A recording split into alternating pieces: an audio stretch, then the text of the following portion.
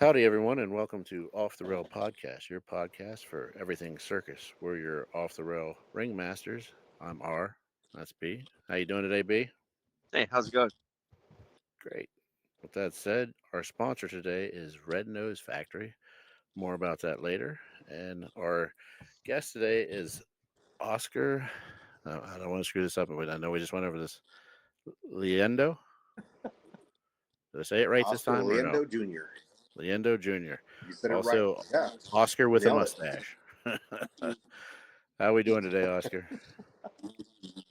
Pretty good, pretty good. It's a nice humid morning here in San Antonio, Texas. Oh, sweet. I just wanted to say real quick before I get to my first question. This is I too started with the Dragon Show. Yeah, on the Oh, Blue. I okay. see. That's where you started. Yeah. So I technically started on.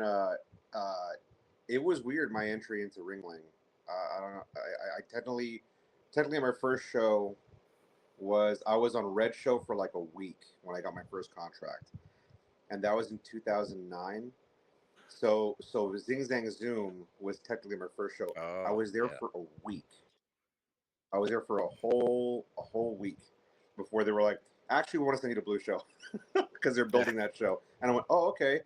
And then I went to there, and that's when they were starting Funundrum. So Funundrum was my first full show, and then from Funundrum, it went onwards. But yeah, my first show was technically Zing Zang Zoom in November of '09. That was my first show. No, right on. I was there for a whole week. Hey, I gotta know Stumpy the Zombie. Where'd that come from? How'd that come to be? Is that So what led you to be? I a Say clown? again. No. Well, technically, it was my first clown job. At least it's what I consider it.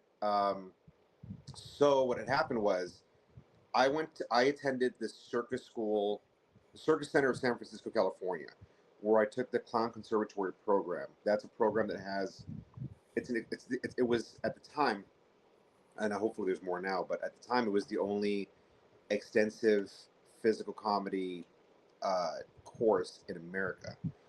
So like if you really wanted, because Ringling didn't have clown college anymore, and I was obviously very interested growing up doing magic, grew up doing juggling. I was a goofy guy, I'm from a small border town in South Texas. I'm from Laredo, and it's like, I mean, it's tiny.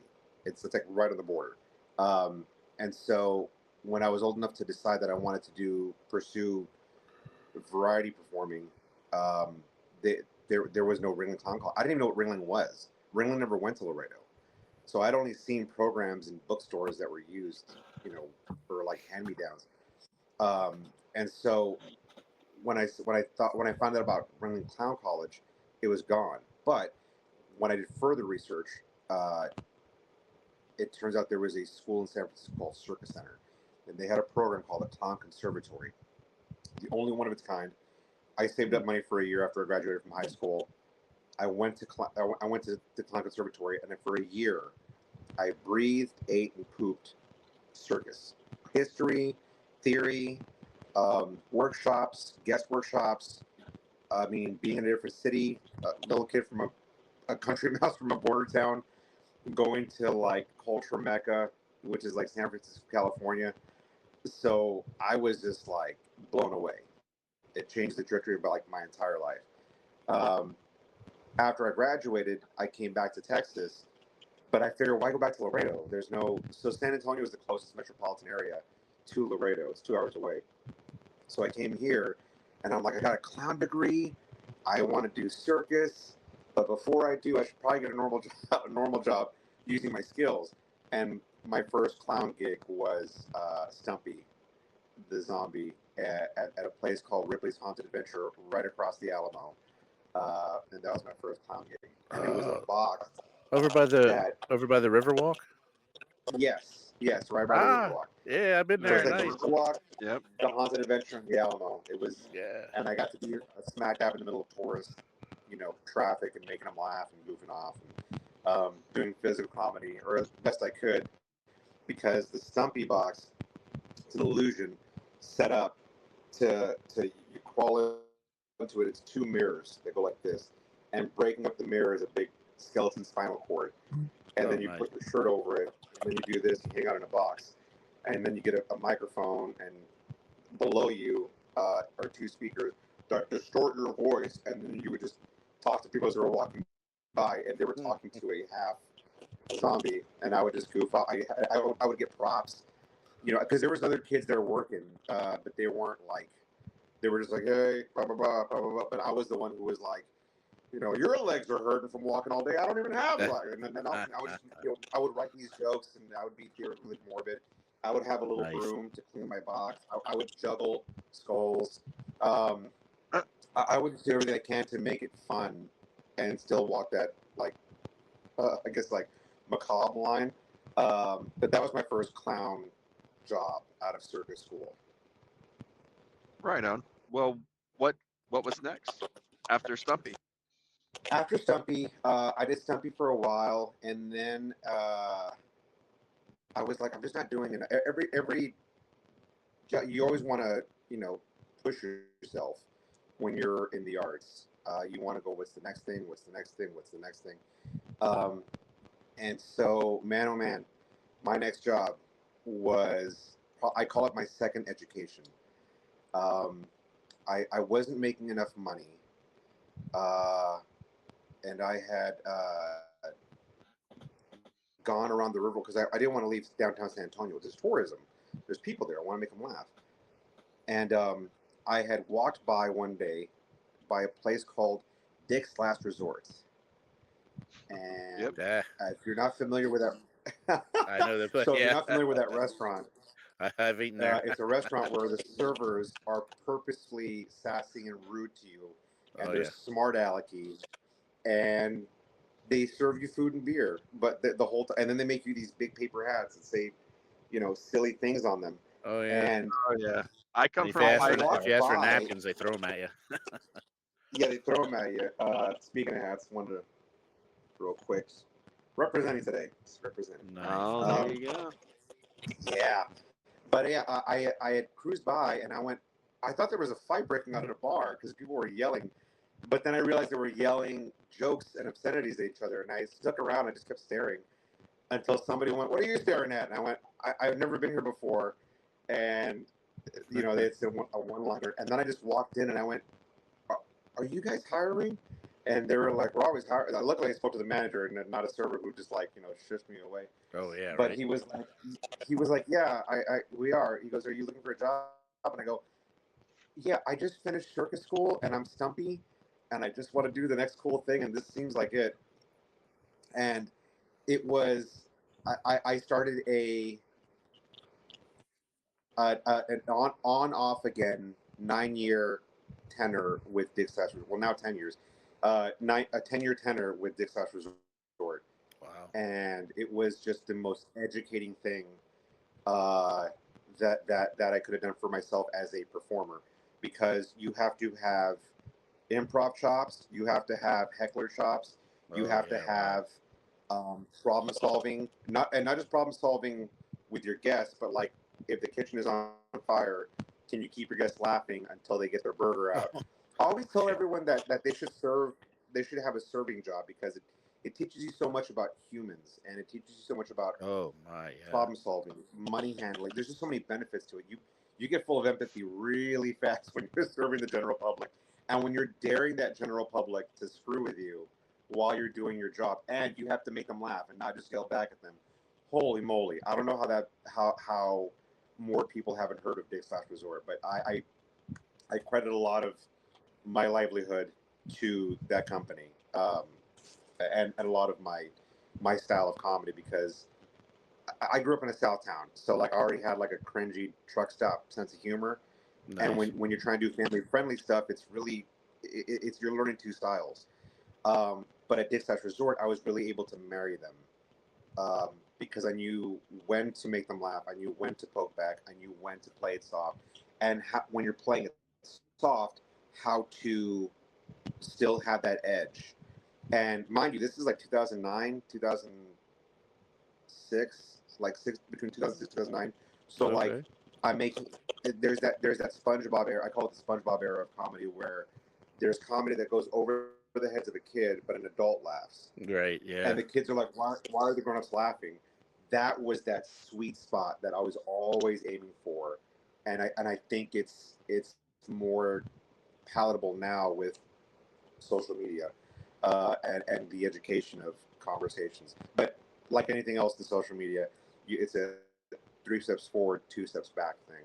So we became more progressive, and then we became more sensitive, and then we became more, we can't wait to get outraged, and so it's just but yeah, Dick's Last Resort is where I worked for many years. I worked for Dick's before Ringling, after Ringling, Oh wow. and then I credited it towards Ringling. So like Ringling and Dick's Last Resort were my two big my two big educators in terms of what I would do, and obviously the my baseball career, which would come later on. But Did, I'm jumping ahead. did you ever have? Did you ever have anybody come in the restaurant that has never been there before and didn't realize? 3 times a week, and Wow. I got to tell you, I don't want to disparage my former teammates um, over the span of 10 years, but there were some people who were like they were what I called an autopilot. They would just kind of like, as long as I'm just talking smack, I'll get paid. And if they don't want to pay me, then they can take off.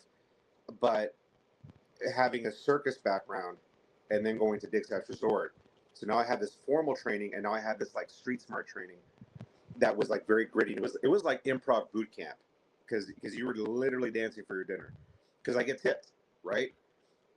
Yeah. So there'd be people come in, and I'd be like, "Hey, for always." What I learned was I meet them at their energy, and that is every audience. This is where the value is. I learned audience management via Dick's Last Resort because of the nature of it. Oh, yeah, So that makes sense. I was at Dick's before I went to Ringling, and I got to tell you, there was no better way I could have started. So people would come in, and I started at zero. Hi guys, welcome to Dick's Last Resort. Y'all ever been here before? Because I'd be in the middle of doing something. I'd be in the middle of a bit or running beers, and they'd be like, "What is this place?" And depending on that, I'd Mm, go, "Okay, now I'm going to tell them something that if someone told my sister, my mom, my girlfriend, would I be upset?" And if the answer is probably not, I go forward with it. oh, So oh, they go, okay. "What That's a is good way this to look at place?" And I'd be like, "Wow." Yeah, they'd walk in and they go, "What is this place?" And I'm like, "Well, it looks like a restaurant to me. Do you know where you are? You're in Texas, first of all. That's welcome to, where are you from?" it. And then so right there, I've made them laugh. They understand now what the hell's going on. They get an idea of where they are. If they laugh, I keep going. If they don't laugh, I kind of lean in and go, "You're in a restaurant where everyone's going to be kind of a smartass. Are you okay with that?" And I check Yeah. in. Now, if they go, "I know where the restaurant is," I go, "Well, then why'd you ask? You know what? I don't have time for this. Take a seat. I'll be right with you. Let me guess. You want a water? Of course, you want a water. It's free refills. You don't charge. Just, I'll be right back." And so you create this playful environment. And when I got to Ringling, I was like, "Oh, so I'm doing dicks, but I don't cuss. I don't deal with buffalo wings, and I'm not getting tipped, and I have makeup on. This is great." And when I say that, I mean the spirit of play. The spirit of play is there. So now they're going, "Hey, you watch it," but I go, "You watch it, Missy," and now there's this fun back and forth. If you look at photos of like Emmett Kelly and Lou Jacobs, yes, they're doing these giant gags, but there's also play. One of my favorite historical Ringling clowns was out of Ridley, and he was notorious Oh, right on. for just sitting in the audience and just the people were his props. He would Yeah. sit on the curb and he would crochet until someone told him to stop or ask what he was doing, and he wouldn't talk. He was nonverbal, and so I believe he wasn't able to speak.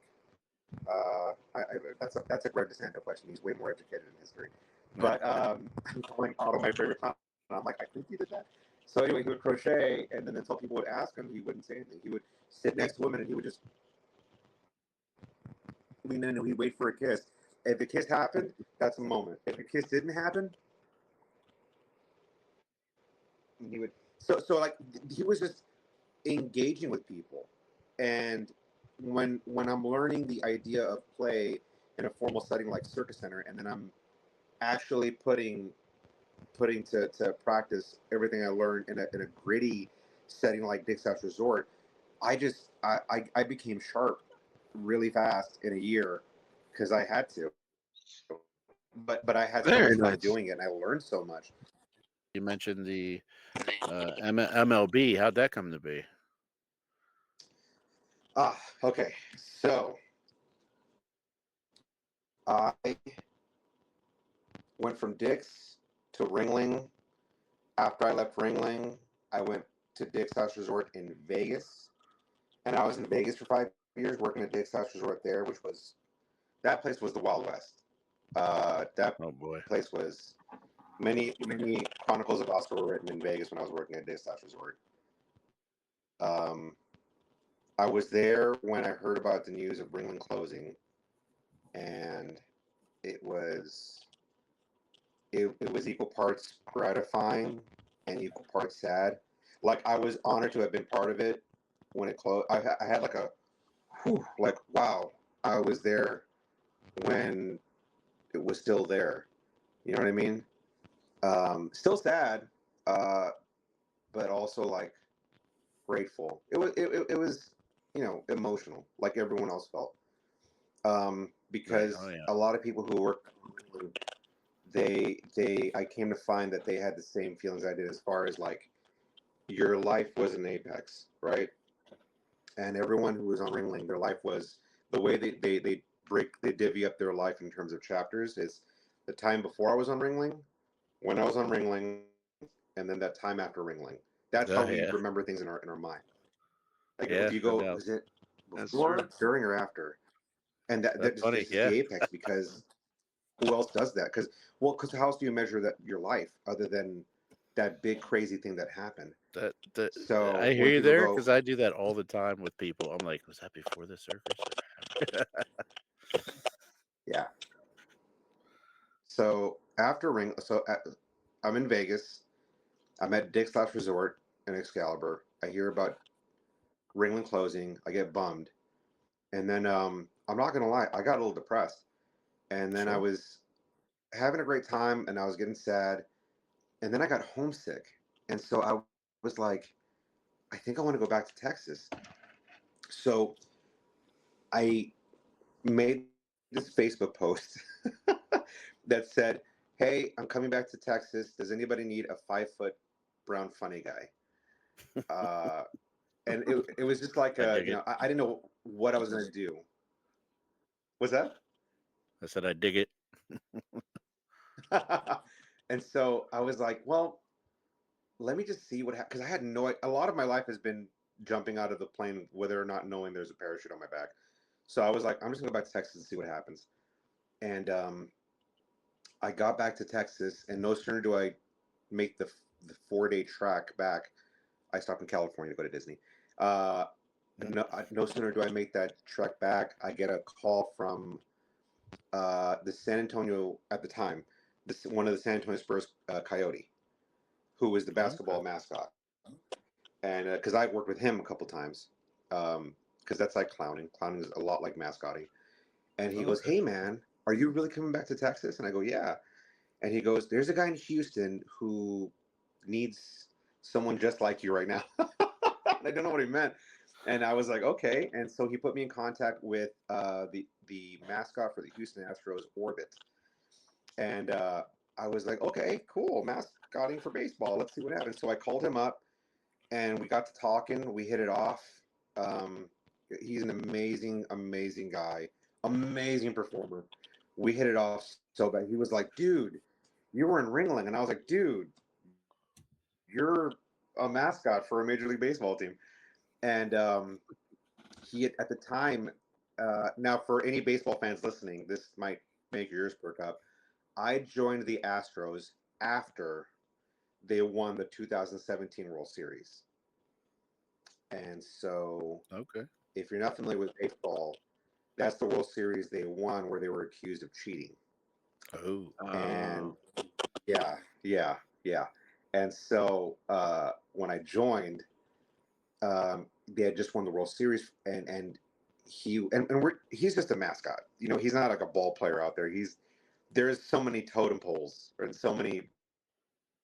um, so many what's what I'm looking for? Not like it's ranks. He's at the lowest. I mean, he's a mascot. Like so it's Mhm. like yelling at the mascot for that is like what? But he was working on a school program. He was working on multiple school programs, and he knew that in Ringling I had a history of writing skits, performing, being on microphone. So he made me like his number two, and we went to school shows. I was the guy on the microphone doing the school shows, talking to kids, and he'd come out and we'd do bits. We would do clown gags, and I was also heavily given the heavily responsibility of writing most of the gags for baseball game nights. So baseball has something like 200 plus games a year, and he didn't like repeating oh wow, skits. So we would write skits and for like almost every game. So wow, that's a imagine lot of having to write kids. like 200 clown gags, and he doesn't like to repeat them. We would Oh, that's repeat a crazy. couple of them, but I mean, like he'd be like, "I want to do this," and I'd be like, "What about that big telescope with the eye that shoots out?" He goes, "We already did that," and I'd be like, Okay. "Okay." So it was Oh a good way to wow, get pushed. And again, when you're an artist, you want to be pushed. You want to do sure. better. But yeah, it was the Oscar Orbit show for like 5 years, and we did school shows, we did hospital appearances, public outreach, really great stuff. Baseball games, of course, and he said as soon as I got signed up with the Astros, he even said, "Hey man, there's a scandal breaking out. There's accusations of cheating. Just get ready for that when we're in the stands with fans or Oh visiting man. fans who might not like us." And I remember I leaned in and I said, "Buddy, I've worked for Dick's Last Resort and Ringling Brothers. There is nobody who has not yelled at me more than anybody Right. because if it wasn't drunk dudes, if it wasn't guests at Dick's Last Resort, it was PETA people yelling at me. So I'm like, Oh my God. getting yelled Yeah. at is nothing new to me. And not only getting yelled at, but getting yelled at and trying to make it funny. So I go, so you could not have hired a better person. And he said that before. He's like, you were exactly what we needed when we hired you. You just someone who had a very sharp wit, but still maintained family friendly and was still able to be funny.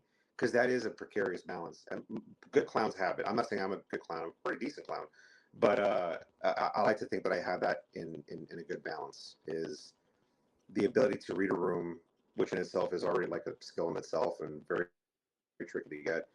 But to read a room, audience management, and then make sure everyone's having a good time, even if you don't see eye to eye. Very nice. So was that was after Ringling, right? Yes, Ringling, Dixon Vegas, and then Houston Astros baseball team. Where I spent 5 years All with right. them, where I got two ALCS rings, and I got my World Series ring for the 2022, where we won legitimately. Uh, Oh, that's wow. That's cool. so it was pretty cool to get a ring for that. And I'm not a sports guy. Like I'm not like a yeah, bro. But to be like, wow, I think I'm the only Ringling clown who is also a huge comic book nerd who has a World Series ring, and that's pretty cool in itself. So yeah, I always tell people you have to take mind of the little titles you have. Like everyone is the first or only or etc. of that something, and I think ownership of those little titles are what give us happiness because Oh we yeah, that's awesome. as humans we instinctively seek validation, especially in the arts. And like I think when you just polish that little title belt and you say I'm the guy or I'm the girl or I'm the person who did this, that no one can take that away from you. Oh I yeah, think no doubt, no we doubt. we we do better as a people when we all show each other our little tiny championship belts. And I think that's important for us, especially in the arts. Oh yeah, I got a golden spatula one I hang on my wall. So that's cool. Really? What'd you get it for?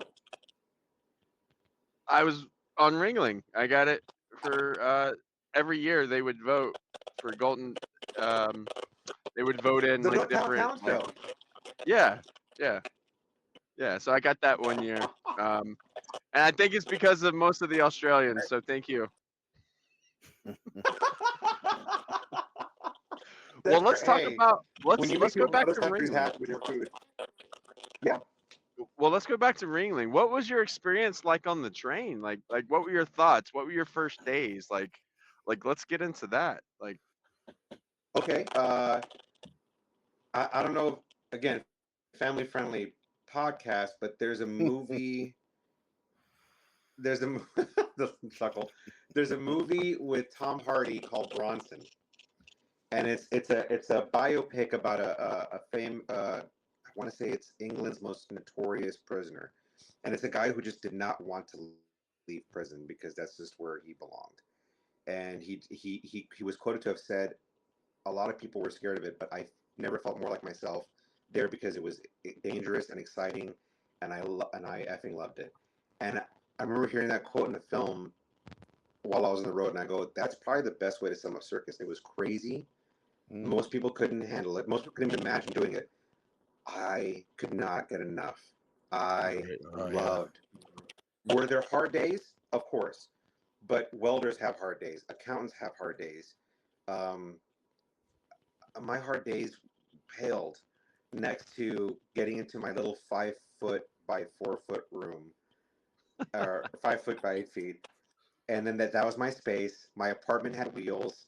My friends were international, and I got to make people laugh all over the country, and I got to be representative of this country to other people who were on that Oh, train. heck yeah. I got to see my fellow Americans in every nook and cranny of this country, from the backwoods to the big cities, and I got to go, oh, this is America.